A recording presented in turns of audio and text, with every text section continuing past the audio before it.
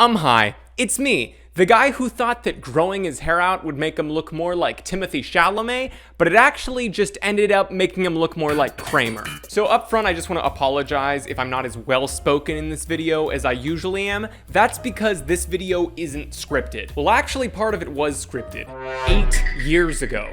If this were an essay, an English class essay, that would be my hook to get the reader intrigued. So when I was in high school, I had dreams of becoming a Hollywood screenwriter. And in my freshman year, at the ripe old age of 14, I thought, no harm in starting work on that dream now. And I wrote a couple of screenplays, movies. My favorite thing about the movie is it feels like a movie. Because, 14-year-olds definitely have enough life experience to draw from to make meaningful art. And recently, I came across one of them on my Google Drive, and upon opening it, I was like, whoa, this is bad. It was so hilariously terrible, in fact, that I thought I would share it all with you here today. I only looked at the first page and knew I would be able to write a video on it, so the rest of this screenplay I haven't looked at since I wrote it. So without further ado, I hope that you all enjoy Justice, the movie.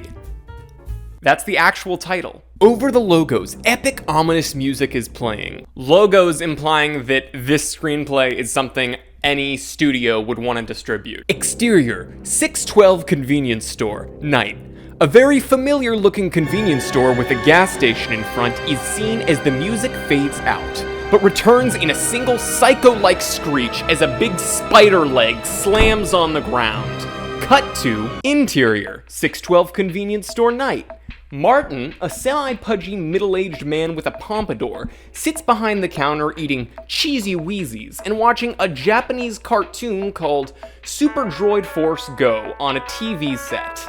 A TV set? What am I, 95? Specifically, a scene where a giant robot takes an equally giant reptile by the tail and swings it around. Martin gets a kick out of it. The sound of the door opening is heard, and a dark shape passes between him and the camera, but we can't make out at all what it looks like. Hey! We're closing in 5 minutes, so hurry the hell up! That's Martin's voice now. Let's hope I remember that. The shape comes back from the other direction and drops something on the ground as it disappears out of frame. We then hear the door open again. Martin does a double take and jumps over the counter. Very pathetically. Exterior 612 convenience store night. Martin emerges from the front door of the store. Hey, you better pay for that! We hear a massive roar off screen. Zoom in on Martin's terrified face.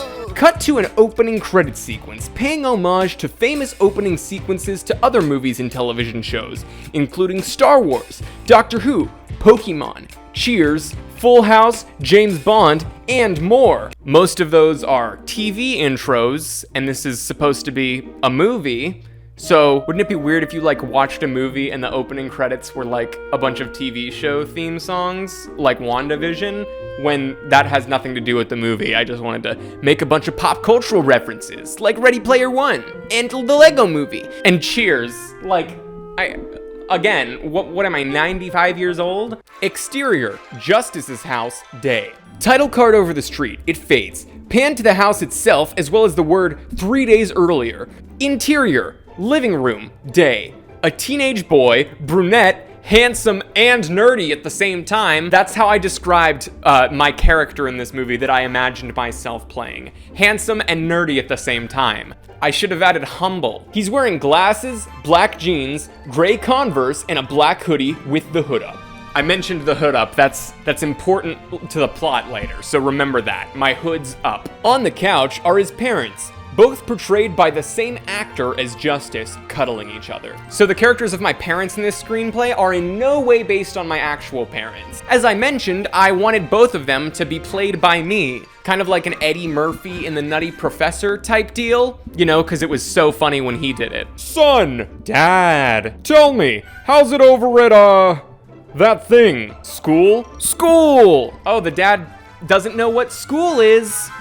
That's a joke. It's fine, I have a quiz today. Hey, if a quiz makes you quizzical, what does a test make you? A testicle. You've been telling me that joke since I was 4. The first time I had to ask what a testicle was. You know who's very familiar with what a testicle is? Your mother. Oh, especially after last night. Boy, did we make a mess. Ew. I'll remind you, I imagined myself playing both of these characters, dressed like as a mom and dad. So the joke here is that I'm being like sexual with myself, and it's not funny. Like anything in this script. Cut to where Justice was standing. He's no longer there. Oh, he's gone. Finally, Justice's dad unzips his fly. They're gonna make love, and they're both played by me. Isn't that funny? Isn't that hilarious? Interior math classroom day. Close-up of an iPhone playing a video of a cute boy in his bedroom. I feel like my spirit animal is a panda. Is that just me? Oh, by the way, my spirit animal is a panda t-shirt. It's now available for $19.99 plus $4.99 shipping. Cut to two punk-looking girls with colored hair watching the video on their phone. Okay, so I should cut in at this part and explain that this movie was a way that 14-year-old me sort of aired out some problems he had with his classmates in school. So like things that my fellow high schoolers did at the time that bothered me, I put them in this screenplay so I could make fun of them. I know that sounds a little jokery in hindsight, but in my 14-year-old self's defense, I was doing a lot of research on comedy writing at the time, and I remember a thing that a lot of the resources reminded you of was that you're supposed to like be observant of the people around you. That's where the best comedy comes from. So that was probably me trying to implement that skill into the screenplay, albeit unsuccessfully. Anyway, oh my god, I'm so getting one of those. Same. And when my dad says no, I'm going to call Child Protective Services. And when they ask exactly why I think he's abusive, I'm going to be really vague so I remain the victim. You're literally me right now. Cut back to the close-up of the phone. Now, what I never understood is the dentist. By the way, what's up with the dentist t-shirt now available for? He's so cute. I know, he's literally my son. Sitting at the table behind these two girls is Justice, looking very confused. If you're attracted to him, why would you refer to him as your son? The punk girls both gasp and turn around, very offended. I am gay. As punk girl number 2 says this, punk girl number 1 makes a face that says, yeah, she is. He is my son. It's also not a great look that the one openly gay character that I wrote in this is somebody that my character makes fun of. I don't think that was my intention. As I said, I was just quoting the people at my school that bothered me, but not a great look. Justice then notices the goth boy next to him drawing something on his arm. Cut to a close-up of his arm. He is drawing a pentagram. Justice takes away his marker. Whoa, don't draw that. People will think you worship Satan. Maybe I do. Are you disrespecting my religion? Well, sorry, but isn't he like God of evil? Maybe God is the God of evil. Again, I was making fun of the habits of the kids at my school who had habits to me that I thought were worth mockery. Now I have a better understanding that Satanism is more of an atheist critique of Christianity that people proclaim to be a part of. I do seem to remember that some kids in my school that said they worshipped Satan, like, literally believed in, like, an entity. Whatever, man, you're 14, you're figuring yourself out. I wrote this screenplay, so I'm not gonna judge you. Justice sighs and slams the marker down on the table. Cut to Mr. Green, a middle-aged teacher wearing a sweater vest with his hair in a ponytail. Ah, I remember this was based on my math teacher at the time, fun fact, though I changed his name. The names have been changed to protect the innocent. Justice, hood off. May I ask why? Justice, we go through this every day. Oh yeah, I remember being annoyed that I wasn't allowed to wear my hood in class, because I don't know, I liked wearing my hood. I was 14! So I wrote into the script, something that I would have never actually done, which is argue with the teacher about a school policy. Just tell me why. Tell me why? Because hoods can be a symbol of gang affiliation. So you're worried about your top student being part of a gang? I mean, I did well in school, but like, Shut the fuck up, Justice. Shut up. So you're worried about your top student being a part of a gang, but not Brandon? Pan to a student sitting on the other side of the room who is clearly a member of a gang. A quick hip-hop sting plays. Pan back to Justice making a face like, come on. I don't know what I meant by a student who is clearly part of a gang, but the fact that I included a brief hip-hop sting isn't great for the presumed ethnicity of this character. I apologize. This is not something that I would write or say now. And what's also sad is that I think this joke would actually kind of work if the kid that was panned over to was like a 1930s Dick Tracy gangster, like brandishing a Tommy gun. That would have been like a really absurdist sort of funny joke. But no, I made him a modern day gangster while a brief hip-hop sting plays. I'm so sorry. I don't make the rules, Justice. I just enforce them. That, I remember, was a direct quote from the teacher that Mr. Green is based on. This is like semi-autobiographical. This is my Fablemans. Justice reluctantly takes off his hood. The school bell then rings. All right, class, phones away. Now, I've been told by Principal Stein to make an announcement regarding this Friday's Halloween dance. We had a big problem with students dressing provocatively at our previous dances, so this is just a reminder that the dress code still applies. Okay, I remember this upcoming scene was based on an incident similar to this, where the students got all mad about the dress code, like they were protesting it. And at the time, I thought that was dumb. I'm a little more understanding in hindsight to my peers, because the dress code was probably sexist, like girls couldn't show shoulders. But at the time, I thought it was dumb. And again, I wanted to make fun of it in this screenplay. I don't know what I'm doing. Cut to Haley, a student next to goth student. What's Haley's voice? That's the goth girl's voice, so I gotta go like, So, is Principal Stein trying to keep us from expressing ourselves? Haley, you can express yourself while still dressing just to show how little I care about what old bastards like you think. I'm gonna wear a bikini to the dance. Henry off screen. Yes!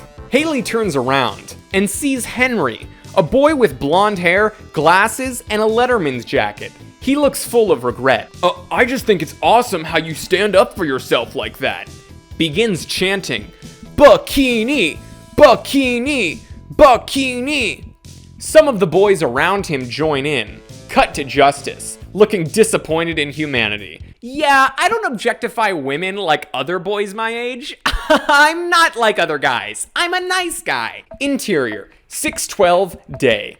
Before the events of the film's first scene, Justice walks up to the counter and places down a Hostess pie. Martin is holding a magazine and slowly lowers it, looking sly. I wonder if I meant to rhyme there. Yo, Justice puts down a Hostess pie. Martin lowers his magazine, looking sly.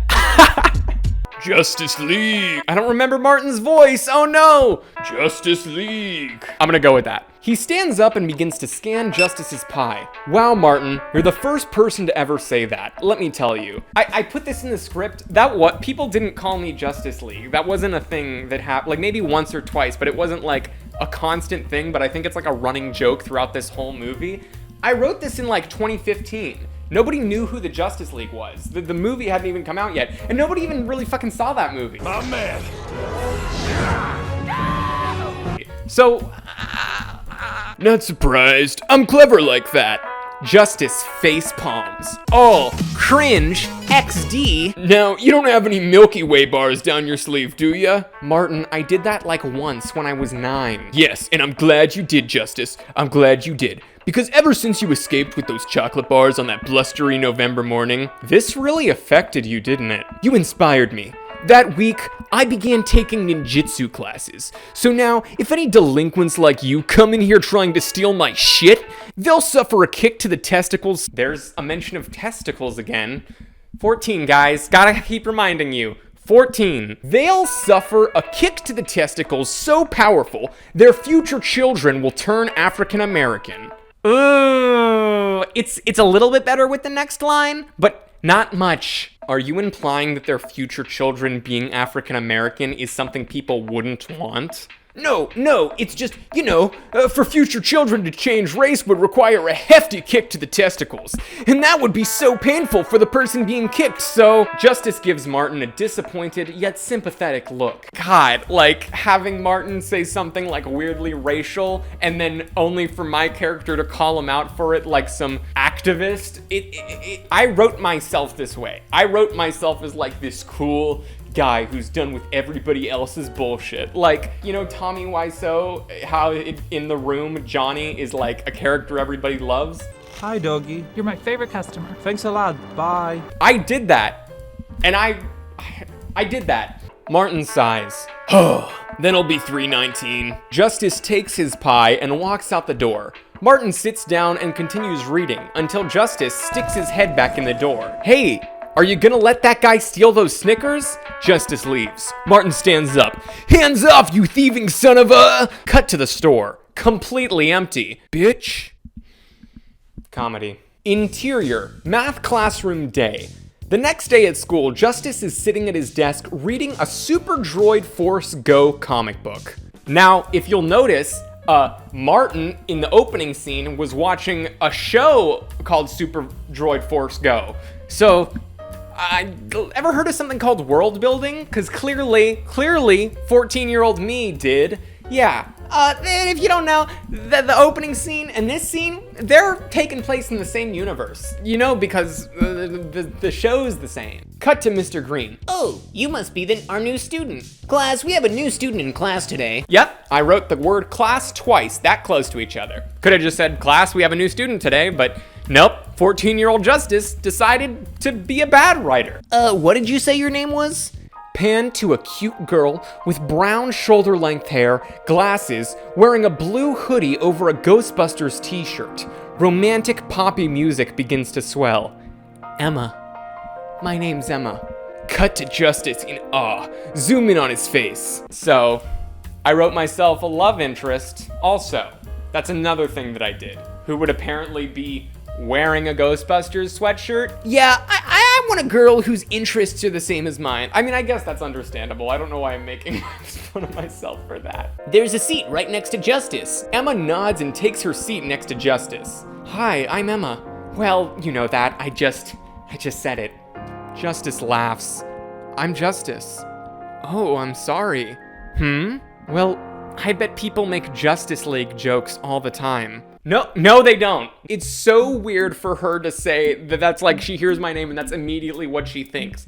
People must make jokes about the Justice League all the time. The superhero team that has only gained some sort of relevance within the past 8 years after this screenplay was written? Oh my god, they never stop. My uncle had the same thing. His name's Spider-Man. What? Really? No. They both laugh. Ooh, I sense a little awkward, clever banter between our two romantic leads. Move over When Harry Met Sally. This is the new love story of a generation. Interior, cafeteria day. Justice is sitting alone at a table doodling in his notebook. Emma approaches. Is this seat taken? Not yet. May I? If you want. Emma sits down. So, do you have any friends? That's... I can't read this line. I wrote this unironically. I can't read this line knowing that I was being 100% sincere. There was no, meta, knowing, self-aware element to this screenplay whatsoever. This is what I wrote for myself to say in this screenplay. Friends? That's impossible here. The only things guys want to talk about here is baseball or Haley Spicer's ass. Also, I had friends in high school, so I don't know what this is. Well, it is pretty fantastic. Oh, at least Emma seems to be bi. There's some representation. Justice snickers. So this is a first for you. What? Having a friend. Aww. Before Justice can respond, Henry and another boy come boy. That's what I put. I'm just telling you what I wrote. Henry and another boy come boy and snatch Justice's notebook. What you drawing, Justice League? A thing nobody ever called me. Close up on the drawing. A shirtless Justice with six-pack abs holding a sword with an attractive lady wearing a bikini. Cut to Henry and his friends laughing hysterically. I love how earlier when the boys were chanting, bikini, bikini, my character was like, these guys. But then I drew like a picture of myself with a girl in a bikini. So like, Emma grabs Henry's arm and pulls it behind his back and above his head. Henry writhes in pain as Emma whispers in his ear, "Give it back, or I will crumple up that paper and shove it so far up your ass, your internal organs will be signing up for origami classes at their local rec center." That's like a weirdly progressive thing that I added where the girl stands up for my character. Like you'd think I would have had my character stand up for himself or something, but nope. The girl's like, "Where's the pants?" or whatever. I don't know. I'm trying to give myself credit for fucking anything. Henry makes a confused face. Yeah, that one could have been better. It was on the fly. That is dialogue written by a kid who grew up on the MCU. That is such an MCU line. If you think you're taking this planet, you better just go eat your alien ass. Sorry, that sounded a lot better in my head. She lets him go. He sets the notebook down on the table, and him and his friend quickly leave. She sits down next to Justice. They look at each other awkwardly. Hi. They both laugh. Aww. Exterior, Suburb Street day. Emma and Justice are walking home from school together. So it's really nice having someone at school who's not a complete idiot. Oh, you don't have me in biology. I am a complete idiot there. Oh, that reminds me of this hilarious story where I would love to hear it, but she stops. This is my house. She gestures to the house behind her. Seriously? What? Justice gestures to the house left of Emma's. This is my house. So I'm literally the girl next door. Talk about cliche. Hey, only great things become cliche. Oh, dude, that's so bad. Oh, you can tell. I thought that was like a great line. That was like only the best things become cliche. God, shut the fuck up, Justice. Shut up. She smiles. Cut to a shot of them both walking into their houses and closing the door behind them. Interior, Emma's room night. Emma is lying on her bed, talking on her phone. Her room is mostly blank, aside from two posters. One Gravity Falls and one Sabrina the Teenage Witch. She's a nerd, like me. No, you're actually a good artist. Interior, Justice's room night. Justice is on his bed, talking on the phone. Really? Thanks. It's just something I do in my spare time. You must have a lot of spare time. The door opens. In walks Emma's father, Jeff. Wearing blue plaid pajamas, he has a short brown beard and balding hair. Hold on a sec. She puts the phone down and looks up at Jeff. What's up, Daddy? Oh, why did I go with Daddy instead of Dad? I must have been so innocent at that point that it just didn't cross my mind, because definitely now I would never have a character I'm writing to be my love interest. Well, I wouldn't do any of this. So I don't know what I'm saying. Now I wouldn't have done any of this. There's not a single thing in this that I stand by. Not one. Who you talking to? Just a friend I made at school today. I trust she's friendly. Yeah, he is. Jeff immediately looks concerned. Honey, I'm not gonna tell you who to be friends with, but I don't think the boys here are as nice as back home. This one is. This isn't real. I didn't write this. This one is. Justice, he's one of the good ones. And I like him. Me, a fictional fucking bisexual geeky girl. Alright, well I'm gonna head off to bed. Don't stay up too late. Night, Daddy. Jeff exits. Emma puts the phone back up to her ear. Justice probably heard that whole conversation. Justice? Yeah? Sorry, it was my dad. No worries, but can I ask you something? Of course, man. You know that Halloween dance tomorrow night? Oh yeah, I saw flyers for it all over school. Well, I was wondering if you'd like to... Suddenly, Justice's bed begins to shake. He looks over at his dresser. All the toys placed on it are shaking. The Ninja Turtle Raphael figure falls off the edge, face down onto the floor. A noise of some sort of shuttle is heard. Justice gets to his feet and walks to the window. In these next two sentences, I use the word sky 3 times. I was just a terrible, terrible writer. Above all the houses, in the starry sky, a glowing green speck is in the sky. It's getting slowly bigger in the sky. And simultaneously, the sound is getting louder. Looking on, Justice puts the phone up to his ear. You see it too? Interior Emma's room night. Emma looking out her window in a nearly identical position. Yup. You wanna go scope it out? Zoom in on Emma's face. Oh, I'm gonna regret this. And that is all she wrote. That is all I wrote of Justice the movie. So unfortunately, you're not gonna get to hear what happens. I vaguely remember where I intended it going. It was like the aliens invaded, and because I was a geek, I knew how to defeat them all because I saw all the alien movies. Yeah, it's better that I didn't finish it. Trust me, it's bad, because you heard it.